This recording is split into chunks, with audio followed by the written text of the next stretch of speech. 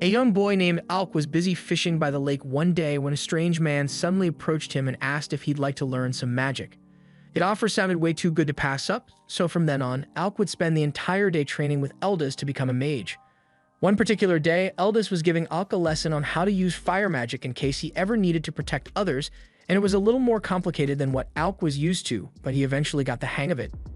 He was a little disappointed that it took him a whole day to master fire magic, but Eldis reminds him that most people have to study for an entire month to accomplish what he just did in a single day, so he should be proud of himself. Alk still wants to learn more, so he asks Eldis to continue teaching him. But he says they've done enough for today, so instead he suggests that they should just do some fishing until it's time for Alk to go home. Alk ends up agreeing to take a break, but he's not happy about it because he wants to learn magic as quickly as possible. Eldis chuckles and tells Alk that he has incredible talent for magics, so even if Eldis hadn't started training him, he's sure Alk would have become an exceptional mage on his own. If that's the case, then Alk asks why Eldis even bothered teaching him in the first place, and Eldis has his reasons, but before he could explain anything, a fish took the bait and started pulling on his line, so both he and Alk immediately dropped the conversation and tried to pull it up with all their might. The next day, Alk's training continues, and this time, Eldis has brought a magic book for him to read, but to Alk, it's more confusing than the time they started adding letters to math, so it takes a while for him to understand. Over the next few months, Eldis takes his time explaining all the magical formulas to him, and little by little he comes to understand them. However, by spring the next year, when it was time for their usual training session, Eldis came bearing some bad news. He said he has to leave the capital soon, so he won't be able to train Alk anymore, but before he leaves, he wants to give his student a friendly warning. With his talent, Alk could easily become a court magician if he wanted to, but Eldis told him that if anyone ever offered him the job, he should turn it down immediately because it's not worth the trouble. He then turns to walk away, but before he leaves, Alk has one final question for him. So he asks why Eldis chose to teach him magic in the first place, and Eldis explains that he did it because Alk's mother did him a huge favor while she was still alive, so he wanted to repay that kindness by looking after her son. Several years later, Alk is now a student at the Royal Academy, and he has just found one of the school's old yearbooks, so he flips through it and finds the section about Eldis. Just as expected, Eldis was the top graduating student at the time, and he became a court magician shortly after, but for some reason he ended up getting banished from the kingdom, which is probably why he was forced to leave Alk back then. In that moment, Alk decides that the best thing he can do is become a court magician to change the opinion of the imperial court so he can repay Eldis' kindness, completely forgetting that that's exactly what Eldis told him not to do, and fast forward a little, we see Alk getting banished just like Eldis was. Alk had joined the hero party consisting of the crown prince, Regulus, a mage named Leni, and a knight named Ix, but while they were in the middle of a mission, Regulus tells him he's fired. Alk doesn't understand why Regulus would suddenly want to get rid of him like this, so he explains that as the crown prince, his job is to be on the front lines with his sword, Leni is meant to push enemies back with her magic, and X blocks enemy attacks for the party. But all Alk ever does is stay in the back and cast support spells like defense or enhancement. Alk tries to argue that there's an important reason he does that, but Regulus cuts him off and says someone who can only use support magic is too pathetic to be a member of the hero party. Keep in mind that Alk never even wanted to join this stupid party in the first place, but after he became a court magician, the prince ordered him to join, and he couldn't refuse a royal command.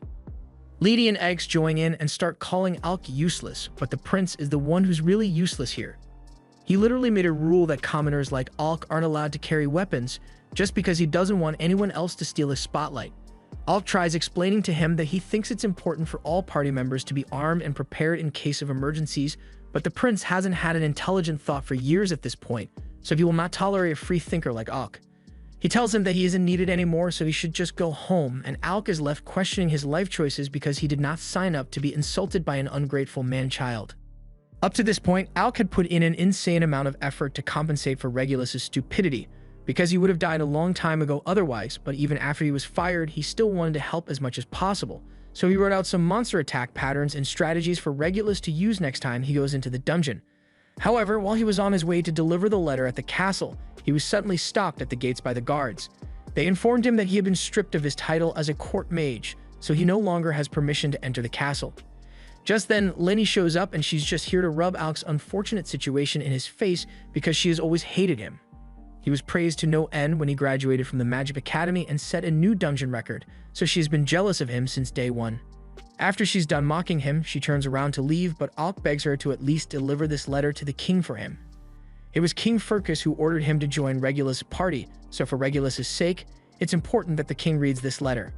However, Lainey couldn't care less about Alk's stupid letter, so she rips it to shreds right in front of him and orders the guards to kick him out. It has been 4 years since Alk graduated and became a court magician, and he tried his absolute best to fix the problems with the imperial court, but in the end, he couldn't change anything. Just then, Alk hears a familiar voice call out his name, so he turns around and finds Yorha, an old friend of his, standing there. She runs over for a hug once she realizes it really is him, and afterwards, they sit down by the canal to talk. Alk explains everything that happened to him since the last time he saw Yorha, and she yells that she can't stand the kingdom of Galdina because the nobles are always so focused on discriminating against the commoners. Alk agrees with her, but he tells her to quiet down because it'd be troublesome if someone were to overhear her rant. She tells him it's fine since no one else is around right now, and regarding Alk's current situation, she feels bad for everything he had to go through, but she's actually glad that he got kicked out of the prince's party, because that means there's nothing stopping him from joining a new party now. And on that note, Yorha asks Alk if he'd be willing to come clear dungeons with her party. Alk asks her if she's really okay with recruiting someone like him, but she knows better than anyone that Alk is a beast when it comes to magic, so there's no one else as qualified as he is. Hearing someone finally acknowledge his strength brings a tear to Alk's eye, so he gets up and tells Yorha that he'd love to join her party. The next morning, the two begin their journey to the city of Faisal, and Alk has flashbacks to what elders told him about avoiding the imperial court, and how things would have been so much easier for him if he had just listened to his advice, but it's not like he can change the way things played out now. Meanwhile, back in the capital, Regulus has just been informed that Alk left the capital and calls him a sorry excuse for a mage. He'd only ever forced Alk to join his party because everyone called him a magical prodigy, but he hated having a commoner on the team, so he's glad he got rid of him. Lainey adds that now they can get a replacement who is of pure noble blood, and without an incompetent fool like Alk slowing them down, Regulus will become famous for clearing a dungeon faster than anyone else. A few days later, Alk and Yorha arrive in the city of Faisal, and she begins telling him all about how wonderful this place is because it doesn't discriminate against commoners, and it's the perfect base for an adventuring party. Speaking of which, that reminds Yorha that they still need to get Alk registered as an adventurer, so she leads him to the guild so he can get started. Unfortunately, when they get inside, the receptionist tells Alk that he doesn't qualify. You need a special license to go past level 30 in a dungeon, and you need to be registered with the guild for at least 2 years to qualify for that license, so Alk won't be able to get it for a while.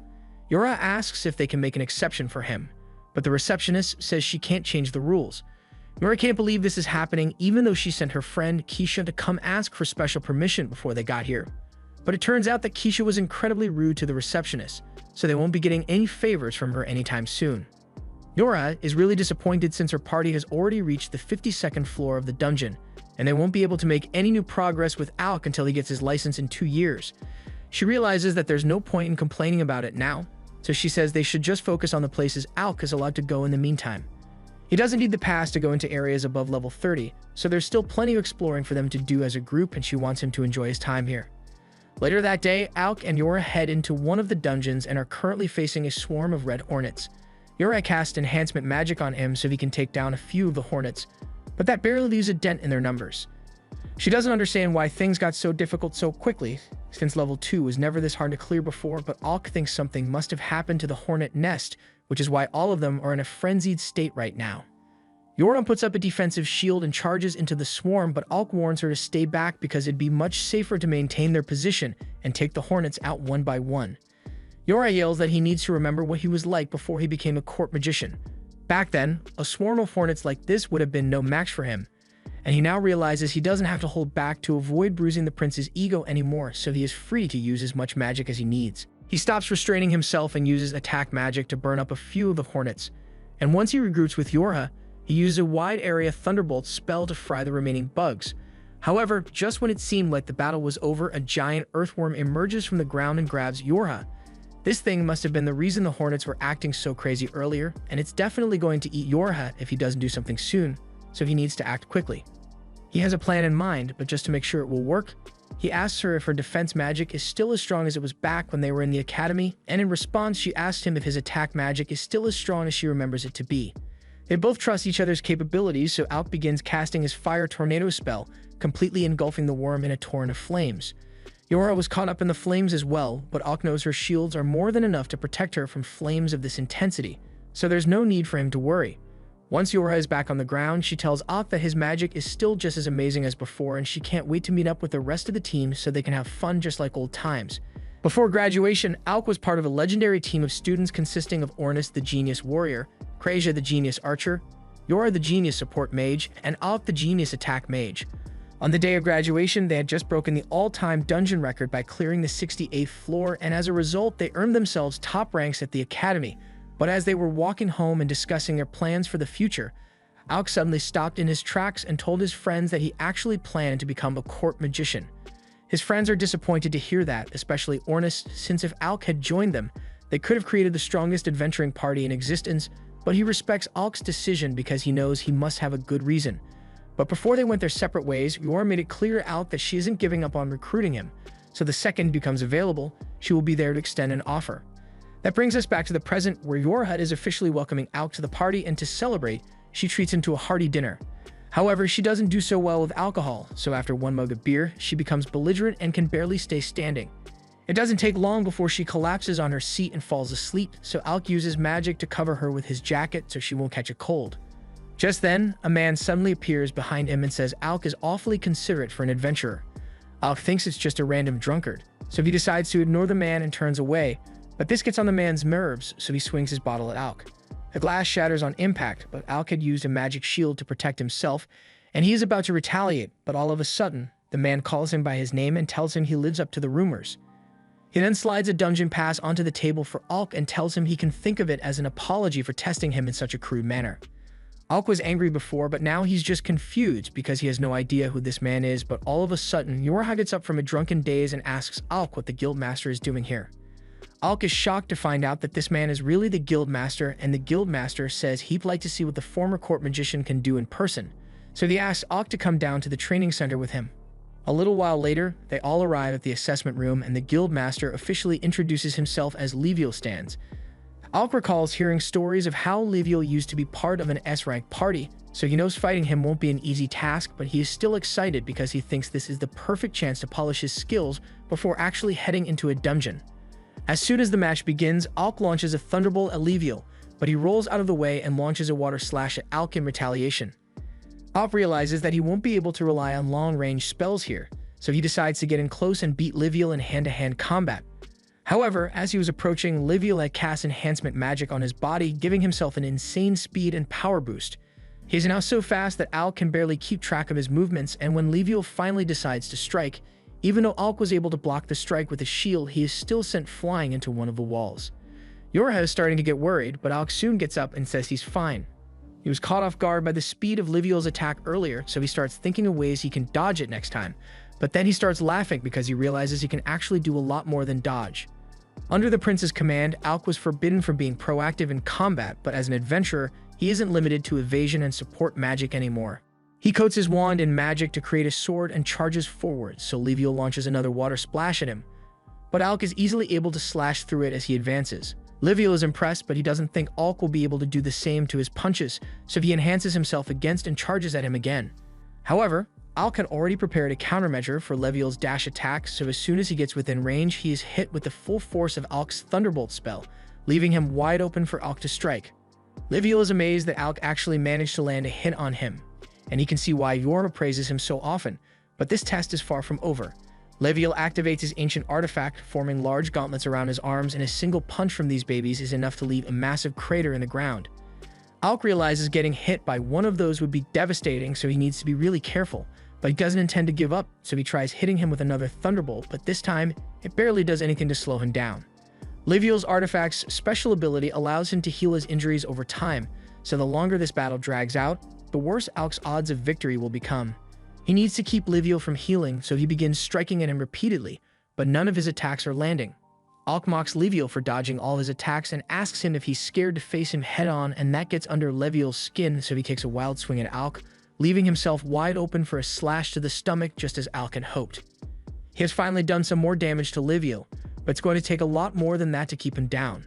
Leviel charges at Alk again, and Alk tries to defend himself with his shield, but it shatters on impact from the sheer force of the punch. However, it does break Leviel's momentum, so Alk uses the opportunity to strike him in the chest. Leviel refuses to let himself loose to Alk, so he tries to hammer fist him, creating a massive dust cloud. Yora thinks Leviel is going a little too far for something that's meant to be a test. The hit like that shouldn't have been enough to knock Alk out, but he still manages to sneak up behind Leviel and launch one final strike, and that was the last of the strength he could muster, so his wand snaps and he falls unconscious. Yora rushes to Alk's side to check on him, and Leviel admits he might have taken things a bit too far this time, declaring Alk the true victor of the match. While Yora attends to Alk's injuries, Ornus shows up, having grown tired waiting for him, only to be shocked to discover that Alk had been dueling with Leviel. He tells Leviel that it was pretty lame of him to use his ultimate weapon in a friendly sparring match, but Leviel says he just got a little carried away. He is now sure without a doubt that Alk is qualified to enter the dungeon, so he can have the dungeon pass and whatever else he needs as long as he promises not to sue over this. Even though it didn't go as expected, Ornus congratulates Alk on passing this unfair test, but he's still out cold, so they take him back inside and set him down on a couch to rest.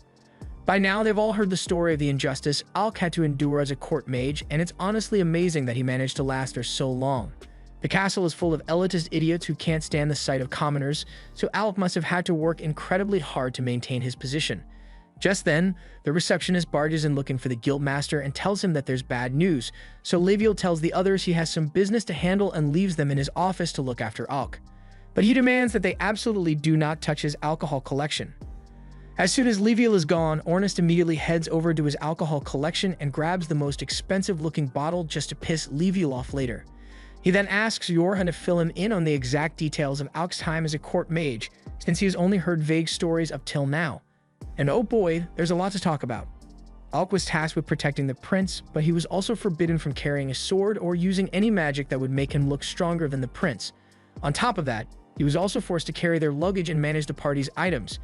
And worst of all, after forcing Alk to use nothing but support magic, the prince called him useless for using only support magic. Ornus is a little confused by that last part because he thought Alk's specialty was attack magic, so Yorn explains that Alk went out of his way to learn support magic to appease the prince, even though he wasn't suited for it. After learning of everything that the prince put Alk through, Ornus is enraged beyond belief, and as soon as Alk wakes up, he suggests they should put the dungeon raid on hold and head over to the kingdom to beat up that damn prince who made Alk suffer so much. Alk tells Ornus to calm down because while he is upset about the way he was treated, he isn't angry enough to go maim the prince. However, Ornus is more than willing to do it on Alk's behalf if he wants. Alk puts his arm on Ornus' shoulder and tells him that he really doesn't have to worry about it, because as long as he gets to go on adventures with his friends, he doesn't care about anything else. Besides, he's sure karma's going to hit the prince hard now that no one's there to clean up his messes anymore.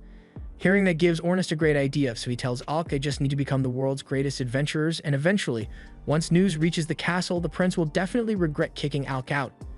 And when he starts begging for Alk to come back, he will have the opportunity to look him right in the eyes and reject him with as many insults as he feels like. Alk admits that he likes the sound of that, so he fist bumps Ornus, promising that they'll become the strongest party together. Meanwhile, in the other room, a member of an S-rank party is being bandaged up while she gives the guildmaster a breakdown of everything that happened on her mission. It was a complete failure, and the rest of her teammates are still stuck in the dungeon, so Krista asks Leviel to assemble a rescue team for them. Leviel calls an all-hands-on-deck meeting, but considering the short notice, the only people available right now are the ones who were already at the guild.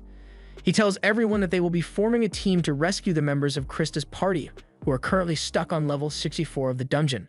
All the adventurers exchange worried looks because they all know how dangerous that floor is, but while the meeting is going on, Alk is still sitting in the guild master's office by himself. Once Kreja arrives, she finds Alk all alone and asks him how he's been doing, but judging by all the injuries he currently has, he obviously isn't doing great. She asks him what he's doing here when they have a meeting to attend, but Alk says he didn't want to intrude since everyone at the meeting is an A-rank adventurer, and he still thinks of himself as an outsider compared to them. Kreja raises her hand and uses restoration magic to heal Alk, and after that, she tells him that he should know no one here would call him an outsider. While Alk was a court magician, he had subconsciously developed the trait of never standing out or speaking up because he risked offending the pretentious nobles. And even though he knows things are different here, it's not easy to break 4 years' worth of habits overnight. Kreja can tell that Alk is having a rough time, so she pats him on the head and says she's always here if he needs help, and that makes him feel a lot better. A few moments later, Ornus and Yora return, and Ornus tells Alk that they just got the perfect excuse to head into the dungeon. He explains the details to Alk and tells him that the place they'll be heading is called the Tank Killer. It was given that nickname because while inside, all forms of healing magic are completely useless, so you can only rely on potions for recovery. Alk is surprised that Krasia is okay with this mission since healing magic is one of her specialties, but she actually does hate the idea of going there. She just got forced into accepting it because Ornus kept insisting that it'd be a good starter mission for the team. Alk is a little worried that he may not be strong enough to be of any help, but Yora tells him he is the backbone of the operation. Their entire operation will be relying on Alk's magic, so they literally wouldn't be able to do it without him. The goal is to reach the party stuck on floor 64, and if they had to go down the normal way, they would never make it in time, but fortunately, they have this. The guildmaster gave them a dungeon core, an item that allows you to skip boss battles up until the floor it was found on. This is the one that Krista brought back with her, so they should be able to use it to clear a path to the 64th floor fairly easily, but they do still need to be careful. The floor boss for level 64 is said to be an undead monster, so they will be relying on Alk's attack magic to take it out. To that end, they all tell Alk to conserve his energy as much as possible until they face off against the undead boss, but he asks if it's really okay for him to sit out most of the fighting, and Ornus tells him that this is the best way to do it since they can't risk Alk running out of energy during the big fight. The group teleports down to the 64th floor, and as soon as they arrive, they are confronted by a group of skeletons, so Ornus rushes ahead and begins taking them out with his spear. Yora tells Ornus to wait up because she needs to be nearby to cast defense magic on him, but with how things are going, he probably doesn't need it. Alk and Krasia slowly walk through the dungeon, and he mentions how surprised he was to find out that Ornus owns an artifact just like Leviel. Krasia explains that it's pretty much just a spear with sharpness and unbreaking 3 enchanted on it, but that's all someone like Ornus really needs. It's starting to get boring down here since Ornus is handling everything on his own, so Alk asks him if he needs a little help, but Ornus shuts him down and says he's got to take care of all the fodder on his own. Alk and Krasia keep walking, but all of a sudden he senses something trying to creep up on him, so Alk instinctively turns around and fires a lightning bolt at it. The others stop what they were doing and ask Alk what's wrong, so he explains that he felt like there was something behind him just now, and Ornus trusts his judgment. So he asks Alk if he can figure out what and where the thing is. Alk still can't see whatever it is, but his senses are saying it's right in front of him, so he creates a mana sword and strikes. His sword connects with its body, revealing the creature to be a Grim Reaper, and Ornus cheers for Alk because it looks like his senses are still as sharp as ever. The way Ornus said that makes Alk think he must have known about the Grim Reaper ahead of time, but in Ornus' defense, while he did know there were invisible monsters on this level, he didn't know how to deal with them, so he thought it would be a good idea to let Alk figure it out on his own to boost his confidence a little.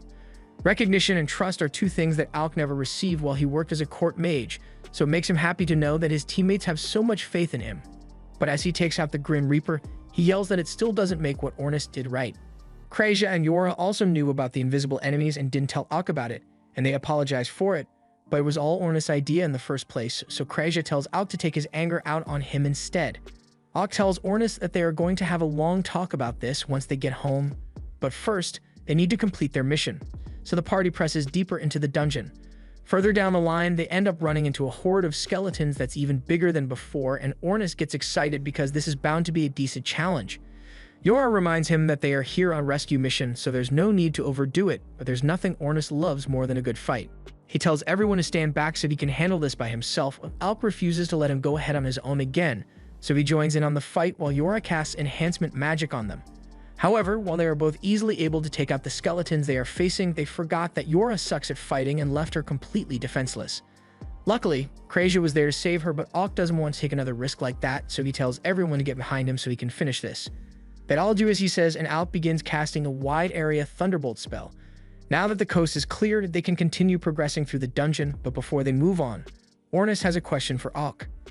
Sure, it has worked out well so far, but he is starting to wonder why Alk keeps spamming the lightning bolt spell so much. Back when they were in school together, Alk used to use all kinds of cool spells to fight, so he wants to know what brought on the change. Alk thinks back to all the times the prince recklessly charged into the dungeon without thinking, leaving Alk to clean up his messes, and at some point, Alk must have defaulted to using lightning bolt since it had the quickest activation time. Just then, they all hear a terrifying sound coming from deeper in the dungeon, and Yora is certain that it must be the floor boss. They need to get over there as soon as possible, so they all agree to let Ornus run ahead since he is the fastest among them all. Yora casts a speed boost on everyone here, and Ornus takes off running, so the rest follow from behind. No matter how many times Alk sees it, he's always impressed by just how fast Ornus really is, especially with Yora's magic boosting him. After a little while, they eventually catch up to Ornus, but to their surprise, he's just sitting on the edge of a cliff, watching something below.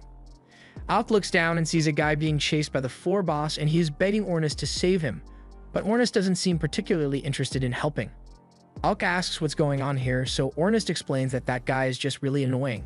His name is Loki, and he is the support mage for the party that came here to rescue, but while most of the members of Rakroma are decent people, Loki has a shitty personality, so no one likes him. Loki yells at Ornus and tells him that if he dies here, he will make sure to haunt Ornus' dreams for the rest of his life, but Ornus seems like he'd be fine with that. All of a sudden, Loki trips and falls to the ground, so Alk says they should help since the monster is about to eat him. However, the others tell him that Loki isn't actually in any real danger since this is just how he usually fights.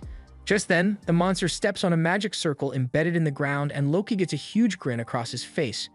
In the next moment, a pillar of fire shoots through the monster's abdomen, and Alk realizes that Loki must have set traps for the monster to fall into. The others confirm this, and as much as they don't like the guy, they can't deny the fact that he is a brilliant strategist on the battlefield. The monster continues stepping on more and more of Loki's traps, and Loki begins laughing at it for being so gullible, but he ends up running out of traps before the monster dies, so he is completely defenseless, and the monster is about to blast into smithereens. However, just before Loki could be hit, Alk and the others finally step in to save his ass, so Ornus drags him to safety while the rest stall the monster. The monster tries striking at Alk, Yora creates a shield to protect him, and immediately after that, the monster turns and starts heading straight for Ornus and Loki. It is specifically after Loki since it wants revenge for all the traps Loki set up, and Ornus isn't going to be able to outrun it on this terrain, so he turns around and runs underneath the monster before chucking Loki over to Krasia, so she can handle him instead. Yora asks Krasia to take Loki to the high ground so he will be safe, and in the meantime, now that Ornus doesn't have his hands full anymore, he is free to fight at full strength. He asks Yora to give him all the support magic she can manage, so she goes all out and casts every enhancement spell she knows. Ornus charges straight for the monster, and after dodging its initial strike, he jumps into the air and stabs it just below the eye. Unfortunately, that didn't do enough damage to stun it, so Ornus gets knocked off and is sent crashing to the ground. Yora runs over to check on him, and just as the monster is about to stomp on Ornus, she puts up a shield to protect him. However, her shield won't be able to hold out much longer under this weight, so she asks Alk to hurry up with his spell. From the cliff top, Loki looks down at the battle, and before, he was too scared to notice, but now that he is paying attention, he's surprised to see that Alk is actually back. Loki has heard a ton of great rumors about him, so he is excited to see what the legendary genius can do, and just as he says this, Alk begins forming several magic circles simultaneously. Loki is amazed since casting 3 to 5 spells at once already puts you in genius territory, but Alk over here just created 20 without breaking a sweat. The monster realizes Alk is charging up a finishing move, so it charges at him in an attempt to stop it, but Ornus doesn't let that happen. And once Alk is done, he unleashes a relentless torrent of thunderbolt spells to weaken the monster before finishing it off with a concentrated blast. But unfortunately, the monster managed to jump out of the way in time to avoid the final blast, so Alk warns everyone to brace themselves for its counterattack. Ornus calls out to Krasia and asks her to provide cover fire, so she aims her bow at the monster and hits it with arrow rain to slow it down. This buys enough time for Yora to use binding magic to hold the monster in place, and Ornus takes advantage of the opportunity to launch his spear right through its head. The monster somehow managed to survive, so it tries launching one final attack at Alk, but that was the mistake it could have made because Alk has the perfect spell for a situation like this. His master taught him this spell years ago, and since then, Alk has been the only mage capable of pulling it off. Reflection magic. The monster's blast is redirected at full force, creating a massive explosion, and after it has been burnt to a crisp, Ornus jumps in to deliver the final blow, splitting the monster's head in two. Once the battle is over, Loki walks over to congratulate everyone on a job well done. He was especially impressed by Alk's performance, and he says he has heard a lot about Alk, the court magician's impressive feats, like how he once defeated a Hydra with a single spell. Alk is thankful for the praise, but he informs Loki that he isn't actually a court mage anymore. Loki is shocked to hear that since the people in charge of the royal court would have to be idiots to fire someone as talented as Alk. He is grateful that Alk and the others came to his rescue, but right now, the rest of his team are probably still busy fighting the tougher floor boss. Everyone is shocked to hear that there's a second floor boss, so Loki explains that there was more than one floor boss when his party got here. They couldn't handle both at the same time, so Loki's job was to get the attention of the one with the low IQ and lead it away so the rest of his team could handle the other boss. It was a knight in black armor, but since this floor is full of undead, it might just be a set of possessed armor. If that's the case, the physical attacks won't do much damage to it, so their best shot at taking it down will be Alk's magic. Loki hands Alk a cross artifact to use since he could tell that Alk knows how to handle himself in close combat since he often makes himself seem like both the biggest threat and the easiest target to eliminate to trick the enemy. Alk is surprised that Loki could determine all that just from watching him fight for a few minutes, but as a strategist, it's Loki's job to be perceptive. He tells Alk that the artifact in his hand is called Schwart, and he says Alk can have it for free on one condition. Krasia and Ornis don't like the sound of that since Loki wouldn't give out something so valuable without a major catch. Loki says it's nothing too serious, he just wants Alk to use zero magic when he goes up against the second boss. The others tell Loki it's crazy to expect a mage to fight without magic, but Loki tells them he has this all planned out. He explains that trickery and deception are his bread and butter, and since that Death Knight is probably expecting them to attack with magic, doing the opposite is sure to catch it off guard. This was the end of episode 3. Subscribe to not miss the next part.